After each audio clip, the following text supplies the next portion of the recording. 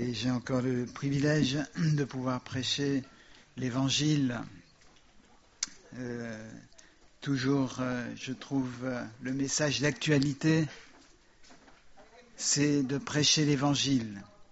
Parce que les chrétiens ont besoin de l'Évangile et les non-chrétiens ont besoin de l'Évangile. Quelquefois plus les chrétiens que les non-chrétiens. Parce que on oublie le message essentiel. Et donc, c'est toujours un privilège. C'est facile à trouver dans la Bible, puisque vous prenez le Nouveau Testament et vous avez les 4 évangiles qui commencent le Nouveau Testament. L'essentiel, c'est bien sûr que l'Évangile soit à la base de notre vie et que ce soit l'Évangile qui commence notre vie aussi, ou qu'on connaisse un commencement avec l'Évangile. J'aimerais qu'on regarde dans l'Évangile de Marc. Je n'ai pas oublié Jean, mais momentanément, j'aime aussi Marc beaucoup parce qu'il est condensé. Il n'y a que 16 chapitres. Et c'est bien de lire l'Évangile de Marc aussi. Bien sûr, tous les évangiles sont importants à connaître et à lire. Je me rappelle avoir vu une vidéo il y a longtemps d'un homme qui était aveugle, qui récitait, mais il récitait avec puissance, l'évangile de Marc du premier mot jusqu'au dernier mot. Avec puissance, avec autorité. Et c'est ça qui m'a frappé. C'est que ce n'est pas une lecture. Il était aveugle. C'était quelque chose qu'il avait appris par cœur, bien sûr, mais qui venait de son cœur aussi. Il prêchait l'évangile en le récitant. Et dans l'évangile de Marc, si on regarde au verset 35 du chapitre 4, eh bien, on a un passage qu'on connaît bien. C'est le passage où Jésus dit à ses disciples, « Passons sur l'autre rive ». Alors, il y en a qui mettent ça sur leur faire-part. Enfin, c'est pas eux qui mettent, c'est la famille qui met ça sur le faire-part de décès. Jésus leur dit, passons sur l'autre rive. Et c'est intéressant de voir effectivement que ça peut symboliser la mort à soi-même. Vous savez que l'apôtre Paul a dit que nous qui sommes en Christ, nous sommes baptisés en sa mort et en sa résurrection. N'est-ce pas ? Donc il y a plusieurs sens de la mort. Ici, je ne parle pas de la mort physique, je parle de la mort spirituelle à nous-mêmes, c'est-à-dire la mort en Christ. Et là, il y a quelque chose d'intéressant. C'est que lorsqu'il dit cela à ses disciples, passons sur l'autre rive, eh bien, ils vont aller avec lui et probablement ils vont penser ça va être une bonne traversée parce que Jésus est là. Mais il y a la tempête qui se lève. Et vous connaissez bien ce récit. Il y a la tempête qui s'agite sur la barque et les disciples sont dans un état émotionnel épouvantable. Ils essayent, j'imagine, bien que ce soit suggéré là dans le texte, ils essayent d'enlever l'eau qui rentre dans la barque. Ils ont tous les moyens pour essayer de contrôler la situation.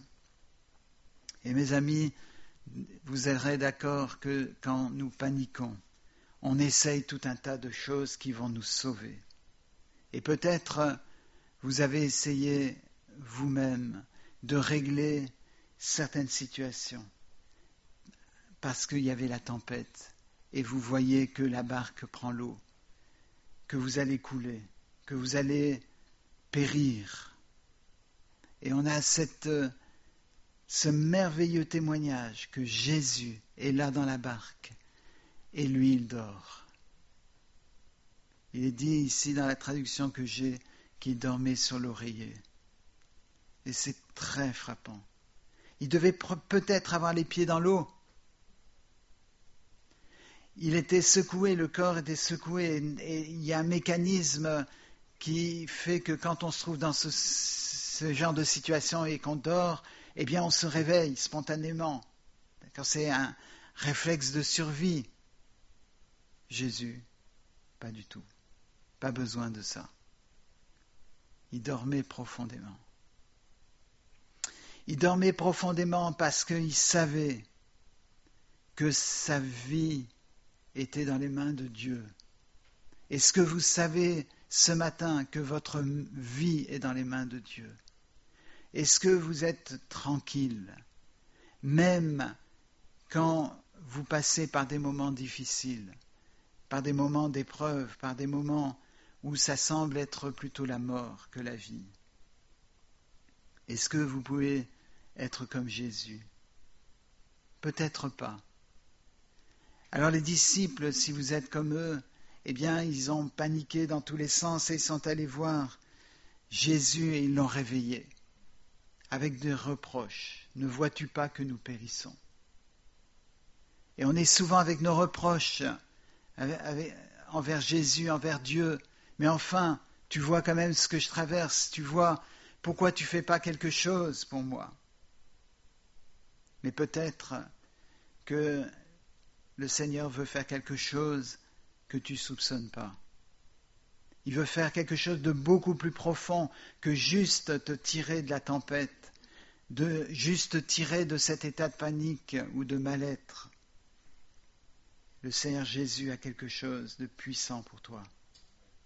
Et il est dit qu'il s'est réveillé et il a ordonné aux éléments de se taire, c'est-à-dire au vent de se taire. C'est traduit comme ça, il a dit « silence, tais-toi ». Mais littéralement, il a dit, si on traduit littéralement, « silence, sois muselé ». Et c'est très frappant, cette expression, mais c'est très important, parce que lui était la parole. Jean chapitre 1 nous dit que Jésus-Christ est la parole qui a été faite chair.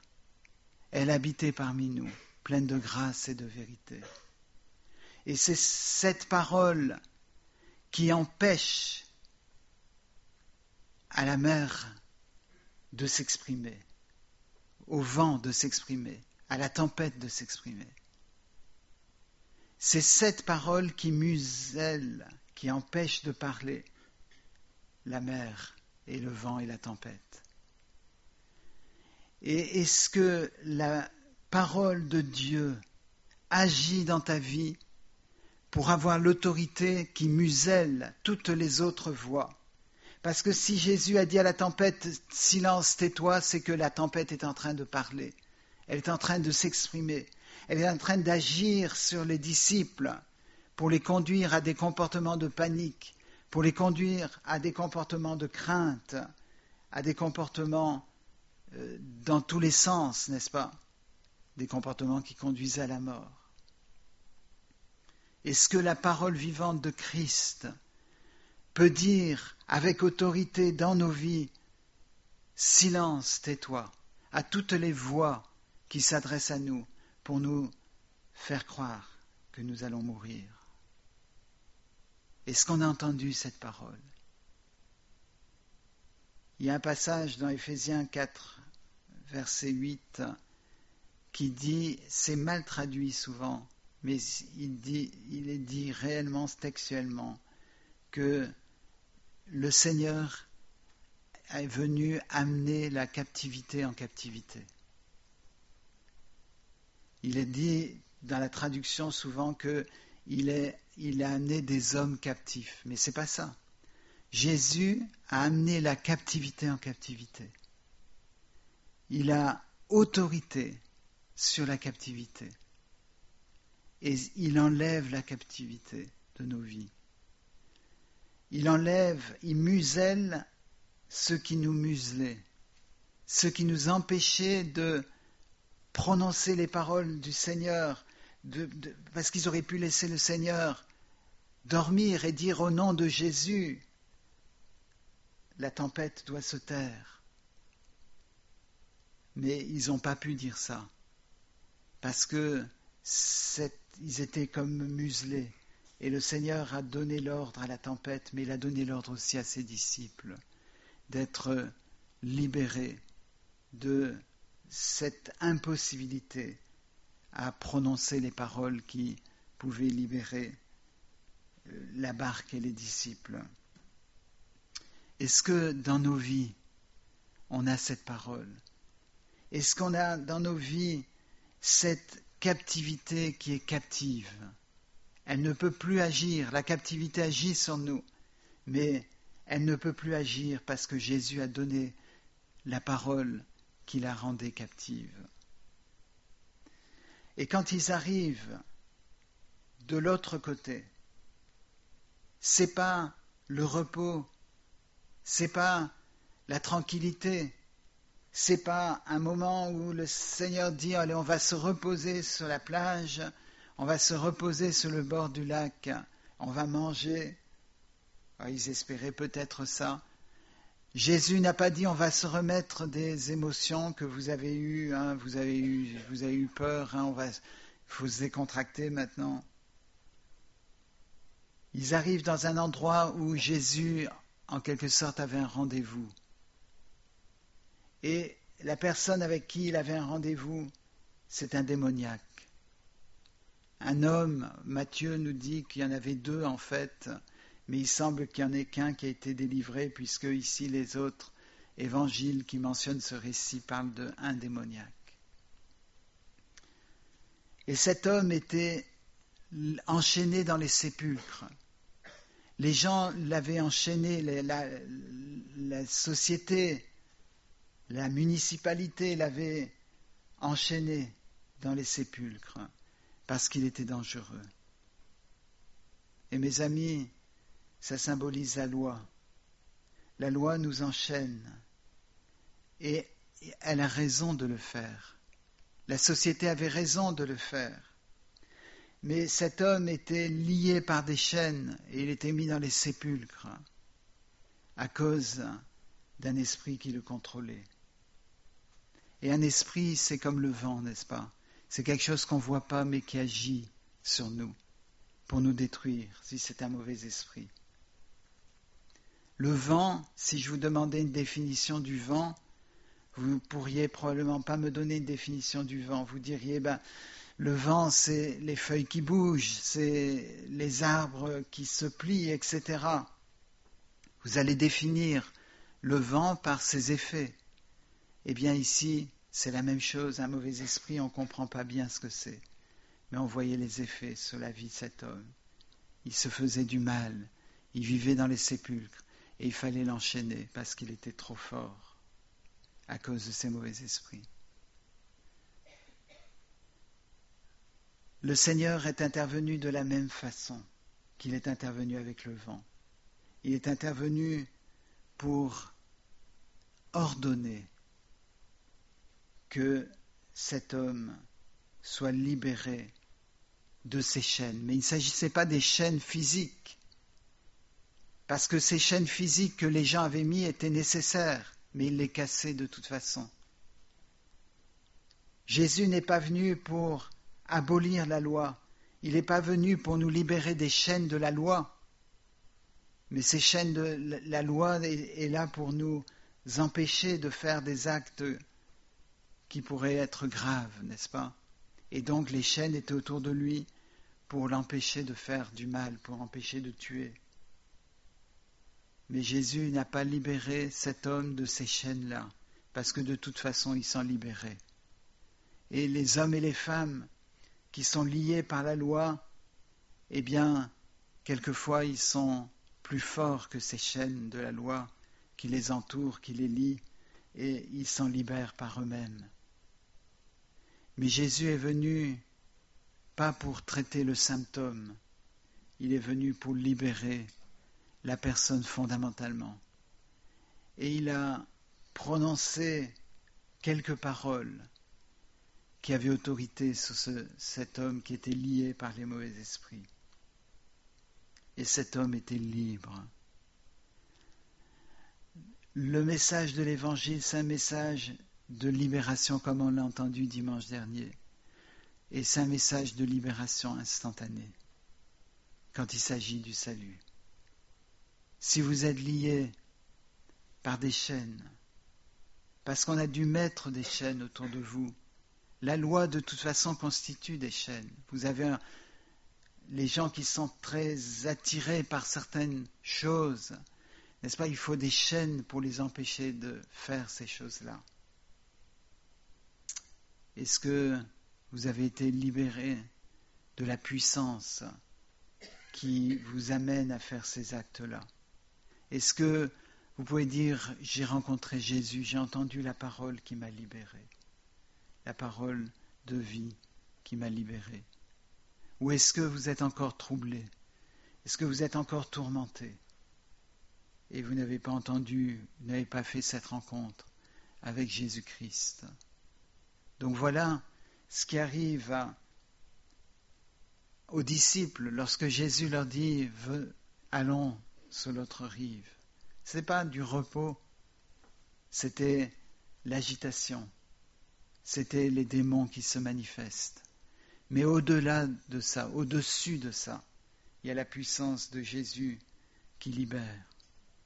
Et cette puissance, elle est là ce matin pour vous libérer. Nous prêchons Jésus-Christ, Jésus-Christ crucifié, qui est allé sur l'autre rive pour notre salut, pour libérer ceux qui sont enchaînés, qui sont liés par des choses, des puissances qui les troublent. Et lorsqu'il a fait ce miracle, il a dit, cet homme qui était libéré voulait suivre Jésus, voulait aller avec Jésus, il a suivi Jésus jusqu'à sa mort. Mais Jésus lui a dit, va dans ta famille, plutôt, va dans ton territoire, là où tu es connu, et rends témoignage. Alors est-ce qu'il a dû faire une conférence en rassemblant des gens, en essayant de les convaincre qu'il avait été transformé? Il n'avait pas besoin de dire un mot, il n'avait pas besoin, parce que son corps était la parole. Les gens l'ont croisé, probablement ont dit bonjour monsieur, et ensuite en disant, mais en fait, c'est cet homme dangereux. Qu'est-ce qui lui est arrivé? Les gens venaient vers lui, c'est pas qu'il avait besoin d'aller vers les gens, j'imagine en tout cas. Les gens venaient vers lui pour voir si c'était le même. Si c'était actuellement, ils auraient pris des photos de lui. Mais les gens étaient tellement surpris de voir comment Dieu avait transformé. C'est ça l'œuvre de l'Évangile aujourd'hui, c'est ça que la nation et l'Europe a besoin. Et c'est ce qu'on empêche de plus en plus. Il faut vous méfier de ceux qui prêchent l'Évangile. Et de plus en plus on muselle ceux qui prêchent l'Évangile, ceux qui ont la parole de vie et de libération. Mais les chaînes qui peuvent être mises autour de nous, l'agitation que cela peut créer, eh bien, Jésus est au-dessus et il a cette parole qui dit « Silence, tais-toi » à toute autorité qui s'exerce sur nous. Cet homme devait être triste, il aurait voulu être avec les disciples. Et Jésus a dit à ses disciples, on va retourner sur l'autre rive. Ça symbolise la résurrection. Et si la mort avec Christ, ça veut dire qu'on a connu la voix de Christ, qui nous a dit très clairement, qui a dit à toutes les puissances, les esprits, les forces qu'on ne peut pas expliquer mais dont on voit les effets, qui a pu dire à ces forces, silence, tais-toi, qui a pu nous libérer de ces puissances. Si ça représente la mort avec Christ, il y a aussi la résurrection avec Christ. Et c'est quand Jésus, symbolisé ici en quelque sorte par le fait que Jésus dit à ses disciples, on va retourner sur l'autre rive. Et qu'est-ce que l'on trouve sur l'autre rive quand il arrive? Il arrive qu'il y a un chef de la synagogue nommé Jaïrus qui vient à sa rencontre et qui lui dit « Ma fille est à l'extrémité, elle va mourir, il vient dire ça à Jésus. Et j'imagine, parce que c'est le cas à bien des reprises dans l'Évangile, Jésus était touché. Il était touché qu'un père vienne pour dire « ma fille est à l'extrémité ». Mais il semble ne pas être préoccupé par ça. C'est comme quand on est venu dire que Lazare, son ami, était mourant. Il est resté 2 jours encore là où il était. Il n'a pas commencé à paniquer. Il n'était pas comme ses disciples dans la barque qui allaient d'un côté et d'autre. Et quelquefois, les gens nous disent « il faut faire quelque chose, il faut faire vite quelque chose ». Jésus n'avait pas de téléphone portable dans sa poche et devoir répondre à un SMS dans les 30 secondes qui suivent le message reçu parce que la personne va commencer à s'inquiéter, pourquoi elle ne répond pas? Si vous m'envoyez un SMS, comptez 30 ans plutôt que 30 secondes pour que je réponde. Jésus n'était pas stressé parce qu'il savait que le miracle qu'il devait faire, c'était un miracle de résurrection et pas un miracle de guérison. C'était un miracle de résurrection. On est revenu sur l'autre rive, on est revenu à la vie. Et qu'est-ce qui le retarde? Il est retardé par une femme qui a une perte de sang depuis 12 ans. Ça fait 12 ans qu'elle perd la vie. Vous savez que pour les Hébreux, le sang représente la vie. Et donc elle perdait la vie depuis 12 ans. Et peut-être dans votre vie, dans ce que vous connaissez, il y a quelque chose qui se perd depuis 12 ans, depuis longtemps. Peut-être quelque chose qui a commencé à mourir, quelque chose qui s'est éteint dans votre vie. Et cette femme, elle était là et elle était craintive, elle avait peur. Elle avait peur parce qu'il y avait beaucoup de monde. Elle était forcément affaiblie par ses pertes de sang. Mais elle a pensé, si je puis seulement discrètement toucher le bord de Jésus, du vêtement de Jésus. Elle avait le message de l'Évangile dans son cœur. Je ne sais pas comment, mais elle avait dû entendre, elle avait dû observer ce que Jésus était capable de faire. Et elle a pensé, si je peux seulement toucher son vêtement. Quelquefois on prêche de la théologie, quelquefois on prêche des choses compliquées. Et le message de Jésus, le message de l'Évangile, il est tellement transmis par cette femme, insignifiante, malade, rejetée. Elle est allée voir les médecins.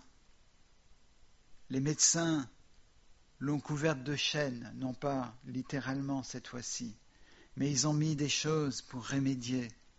Ils ont pris des seaux, ils ont jeté l'eau de la barque de sa vie pour éviter qu'elle périsse.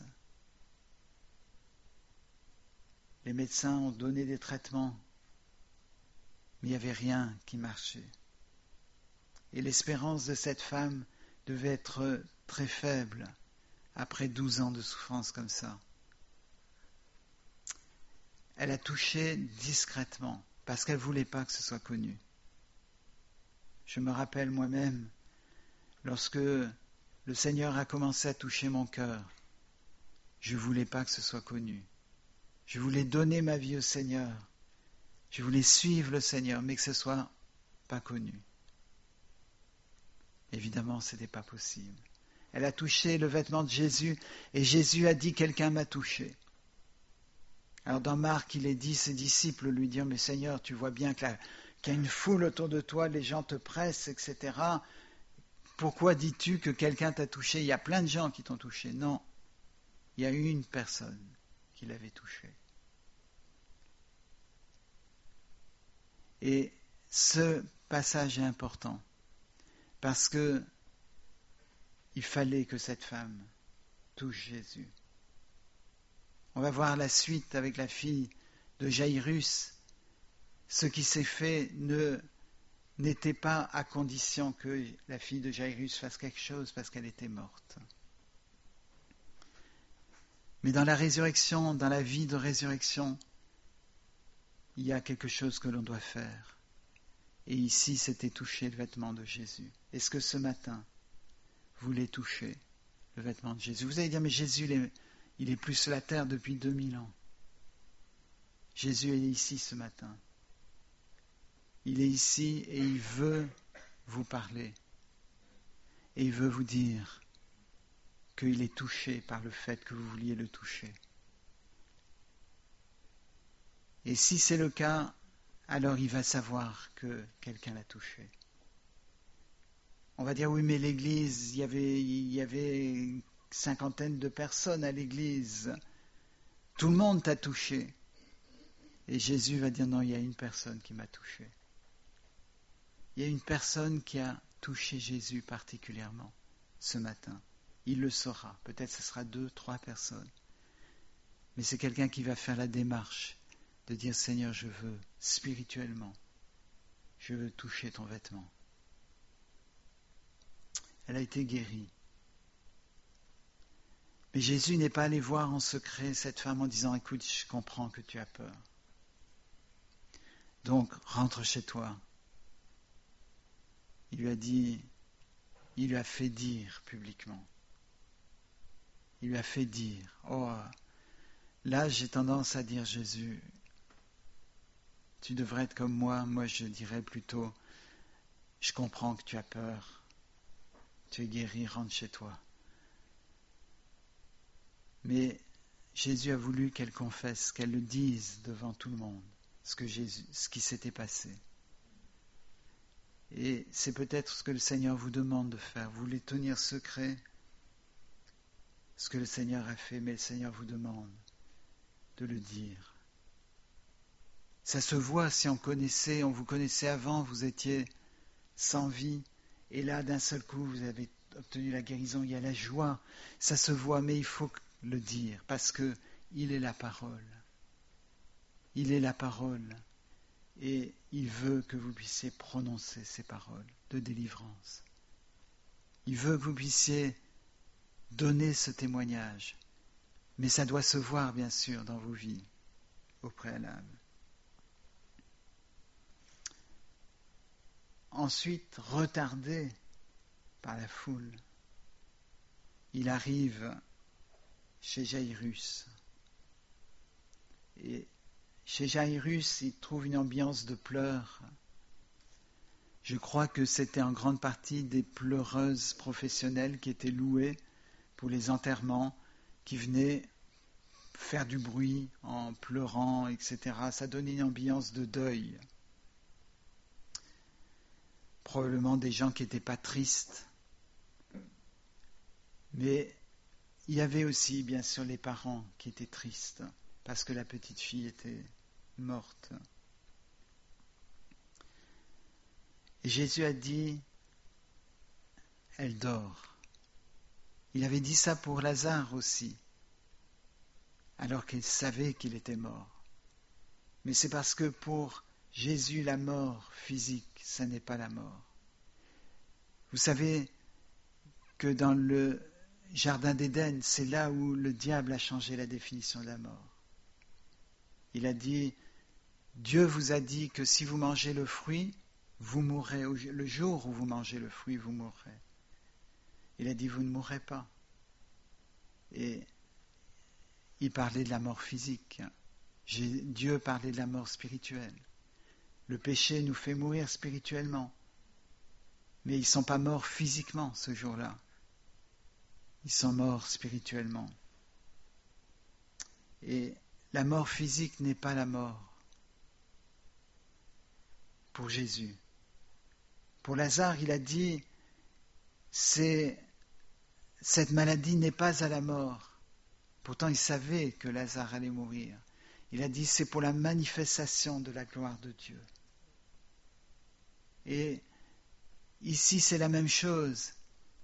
Il voulait manifester la gloire de Dieu au travers de la vie de cette jeune fille. Alors il a demandé à la famille s'il pouvait aller avec 2 de ses disciples dans la chambre où était allongé le corps de cette jeune fille. Et il a pris la main de cette jeune fille et lui a dit Talitha Kumi. En araméen, ça veut dire jeune fille, je te le dis, lève-toi. C'est la parole de Jésus. La parole de Jésus sur les éléments qui s'agitent contre nous, c'est sois muselé, tais-toi. La parole de Jésus aux puissances qui nous agitent, qui nous troublent, qui sont à l'origine des chaînes qu'on a pu mettre sur nous. La parole, c'est sortez de cet homme, de cette femme. La parole de Jésus à celle qui perdait du sang, qui perdait sa vie, c'était de venir pour qu'elle rende témoignage et qu'elle soit libérée, qu'elle soit pardonnée de son péché. Et cette parole ici, c'était jeune fille, je te le dis, lève-toi. Elle a dû obéir dans sa mort. Elle a dû se lever sur son lit. Et Jésus n'a pas demandé qu'on fasse une réunion de louange et d'adoration. Il a dit, donnez-lui à manger. J'aime bien ça. Parce que Jésus, à combien de reprises, il a dit, il faut donner à manger.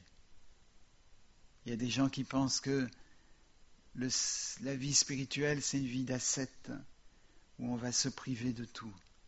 Mais combien de fois Jésus a dit, il faut qu'ils aient à manger. Et là, on apprend que cette jeune fille avait 12 ans aussi.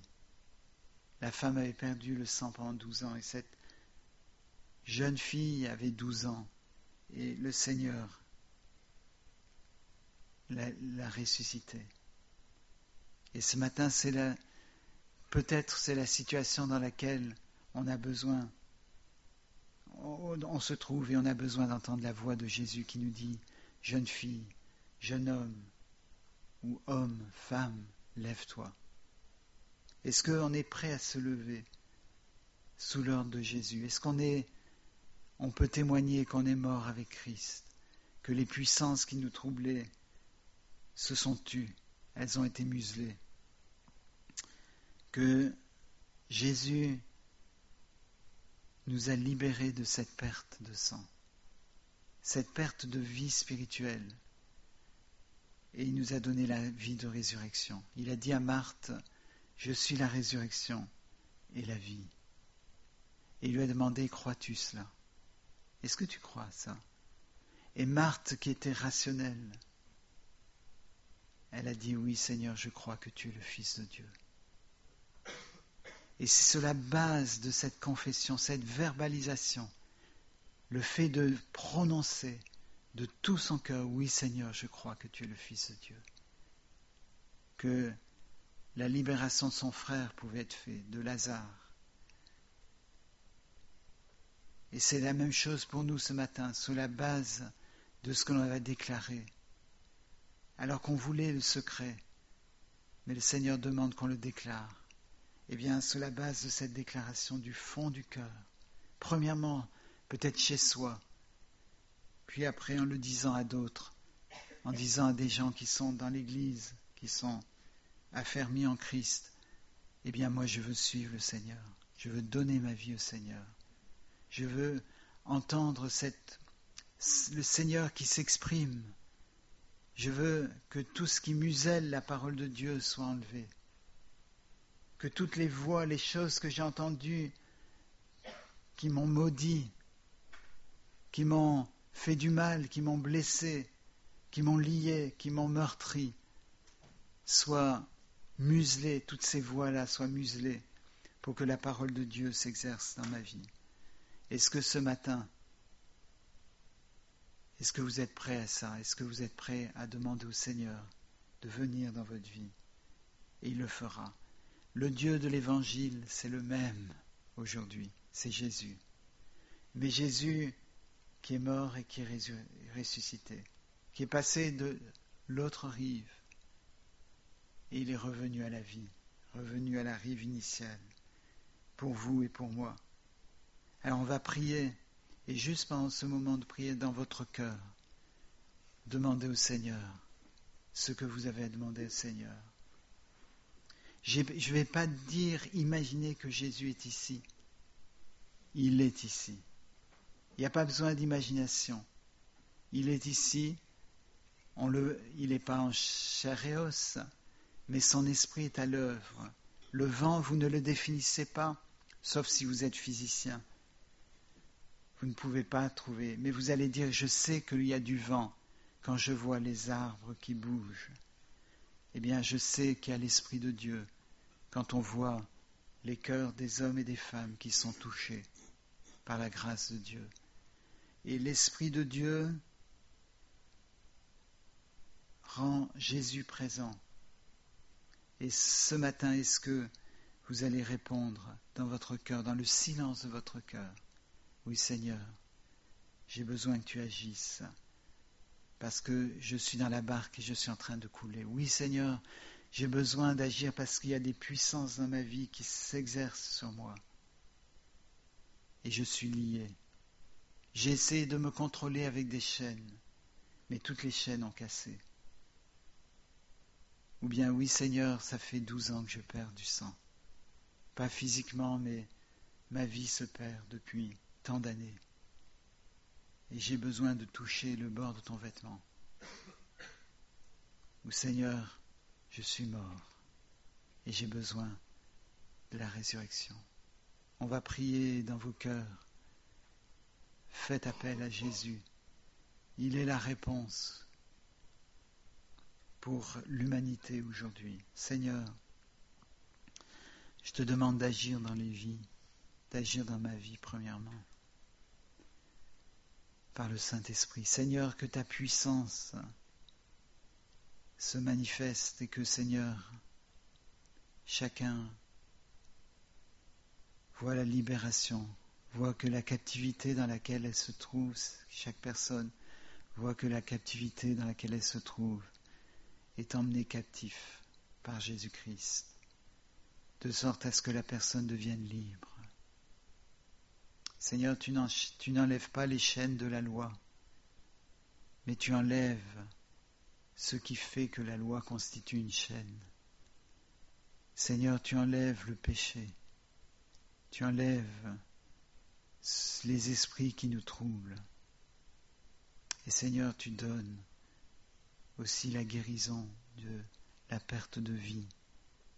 Tu donnes la guérison, Seigneur, à ceux qui se meurent en perdant du sang de la vie spirituelle depuis tant d'années.